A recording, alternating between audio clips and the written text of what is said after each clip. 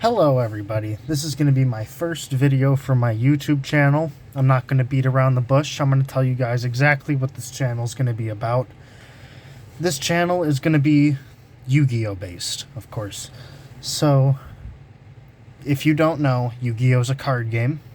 Not very popular where I am, but I enjoy the game. I enjoy playing it with my dad, my cousins, etc.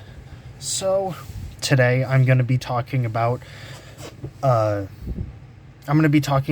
of the decks that I have made, and I'm going to go through those as the posts go on, and then I'm going to expand from there depending on, how things go. So, my favorite deck is the Timelord deck. I don't particularly like how they did the Time Lords in the actual card game. So what I did was I went on Etsy. Well, no, it was eBay, where I found the anime cards made by pegasusfantasycards. He usually makes cards on Etsy, so that's where some of the confusion came from. But I couldn't find these on Etsy. I found them on eBay. So these are the anime cards. They have different effects than the ones in the regular card game. Like, in that deck, we got 2 copies of Time Maiden, 2 copies of Time Angel. I wish this card was printed. It definitely wouldn't be broken in the real world sense, so I think they should definitely print this card in the real card game. Then we have Mataion the Time Lord. 2 of them. There are going to be 2 of every Time Lord in this deck, but it's pretty cool. All of them are common cards except for 1, I believe. But, this card is relatively the same to the one in the actual card game, except this one can't be normal summoned if you don't control monsters. And that'll be the same for all these guys. You need one of Zone's trap cards in order to summon them. Next we have Lazion the Time Lord. This card can't be destroyed by battle or card effects. All the Time Lords are like that. And when it's in attack position, you take no battle damage. When this card battles, return all monsters your opponent controls and all cards in their graveyard to the deck. So this card is much better than the version showed in real life. And for all the Time Lords in the anime, the artwork is darker than in the actual card game, which is incredibly interesting to me. Zaphion the Time Lord. Just like in the real world card game, it'll return all spell and trap cards your opponent controls to the deck. But the best part about this card is that when this card is removed from the field, like say by its effect or by destruction, you can draw until you have 5 cards in your hand, which is amazing for this deck, since it's not incredibly consistent. Sadion the Time Lord, which is basically the same as it is in the regular card game. If your life points are below 4,000 when this card battles, your life points become 4,000, which is... it's pretty good. Not in a competitive sense, but for fun duels, it can really turn the tides. Kamion the Time Lord. This card is different in this deck in that it returns all monsters your opponent controls instead of 1 card, like in the real world. And if it battles, return all monsters your opponent controls to the deck and then inflict 500 damage for each monster returned by this effect. So, yeah. Gabrion the Time Lord, who I didn't like his TCG art at all. So I'm glad that pegasusfantasycards used the anime art, which looks stunning in my opinion. But this card returns all face-up cards and face-down cards your opponent controls to the deck. And unlike the actual card, your opponent doesn't get to draw cards equal to the number returned. So this card is a board wipe in one of the best ways possible, by shuffling them into the deck instead of sending them to the graveyard, because they have to either hard draw or search them again instead of, getting them from the graveyard. So, this card, amazing. Raffion the Time Lord. This card's artwork is also darker than the original, and I like that. It makes it seem sort of, it has more of a mundane look to it, but I like that look better than the extravagant artwork that the Time Lords have now. When this card battles an opponent's monster, return that monster to the hand and inflict damage to your opponent equal to that monster's attack. Normally he wouldn't return it to the hand, so this is different than the actual card in that way. So it is better than the old one. I believe there's only one Time Lord that actually got nerfed in this deck because of its anime effect being worse than the real world effect. Hylon the Time Lord. This one is also not as colorful as its artwork, and I actually think that this one is better, but to each their own. When this card battles, inflict the difference between your life points and your opponent's life points to your opponent. So say you had 7,000 life points and your opponent had 8,000, you'd inflict 1,000 damage to them. Say you had 8,000 and they had 4,000, you would inflict 4,000 damage to them. You would inflict the difference to them, which is quite broken in this deck, especially with comboed with some of the later cards we have on this list. But all in all, this card is infinitely better than the card they have in the TCG, though I don't think it would be wise if they printed this in the actual card game due to the OTK potential, I suppose. Good stuff. Michion the Time Lord. This is the one that is actually worse than its TCG and OCG counterparts, because instead of having your opponent's life points, it inflicts damage to your opponent based on what half of their life points are. So this counts as inflicting damage, while the other one doesn't. So your opponent can respond to this card with some life point gain cards, while for the other one, they for the most part have to take it unless they negate Michion's activation or effect.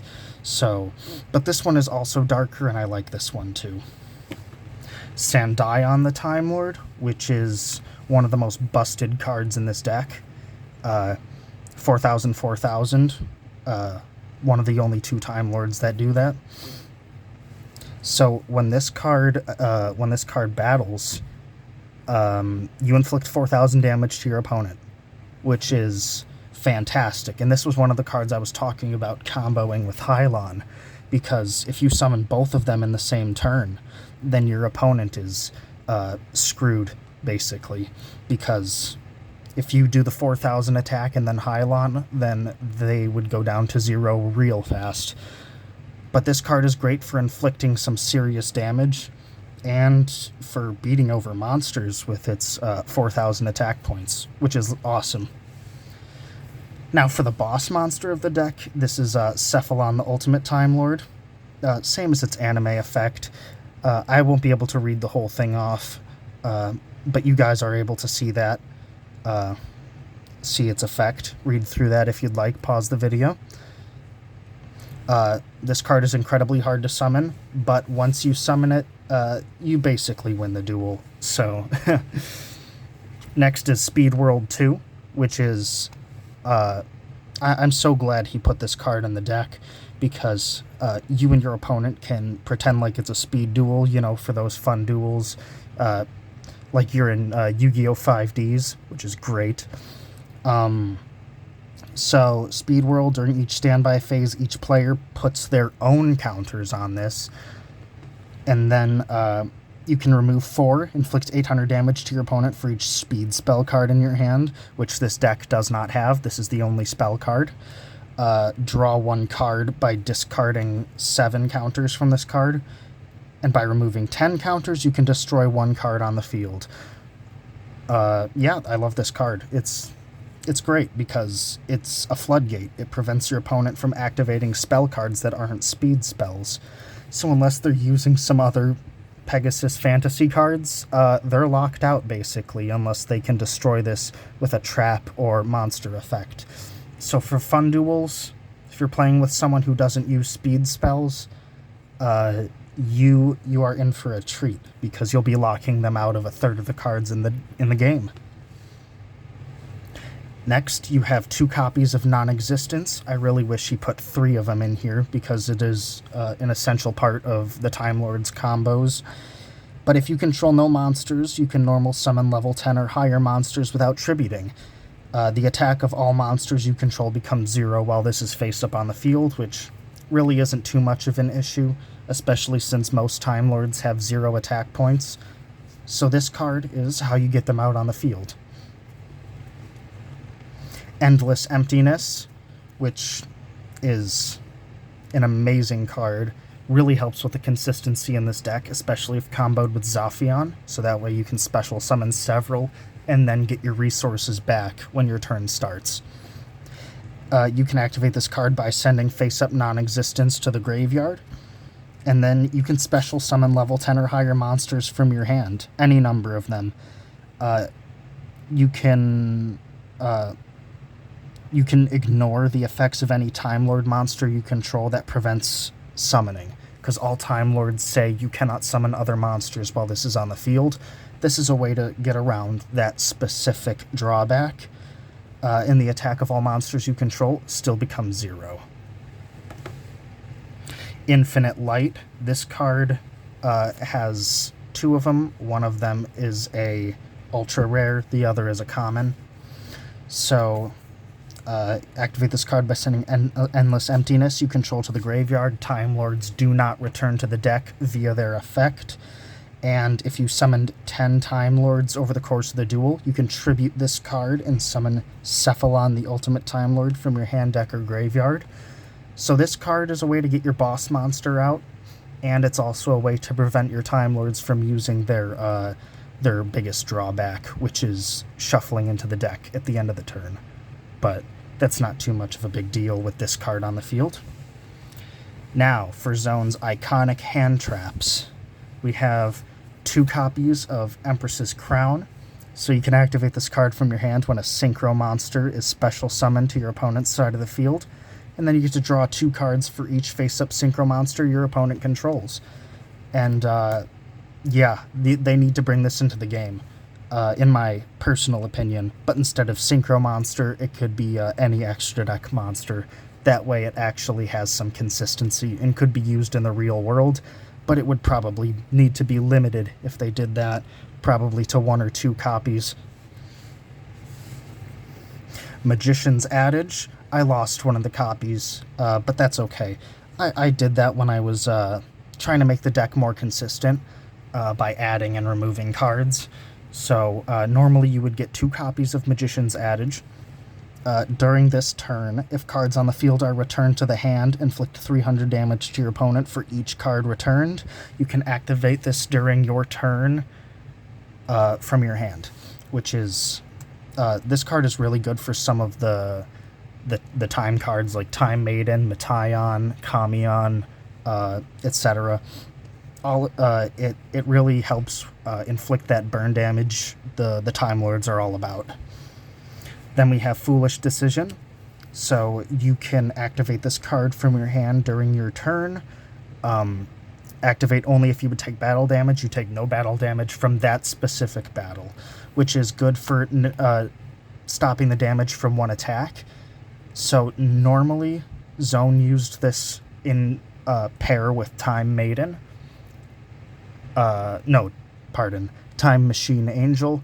So that way, when he attacked with it and returned cards to the opponent's hand, he wouldn't take damage, and he would also combo it with Magician's Adage, which made for a devastating combo if they had 5 monsters on the field. Oh, there's the other Magician's Adage. And then my favorite trap card Zone used is Empress's Staff. This card is awesome. It's in Duel Links. It needs to be in the real world because I love it. So you can activate this card from your hand if you control no monsters. Negate a monster's attack and the battle phase and inflict 500 damage to your opponent. One card can save your butt in a duel, and it's this card. I love this card so much because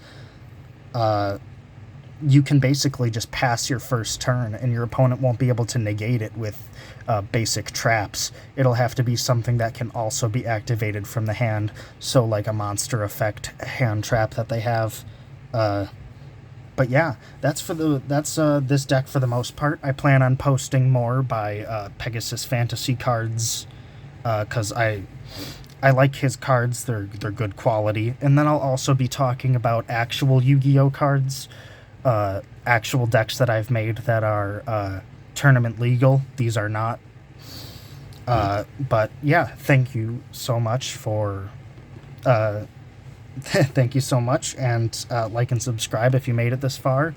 I'll be putting out surveys and stuff to see what decks you'd like to hear about, and send me some deck lists, and I can rate them based on how fun they are, how consistent they are, and yeah, thank you so much.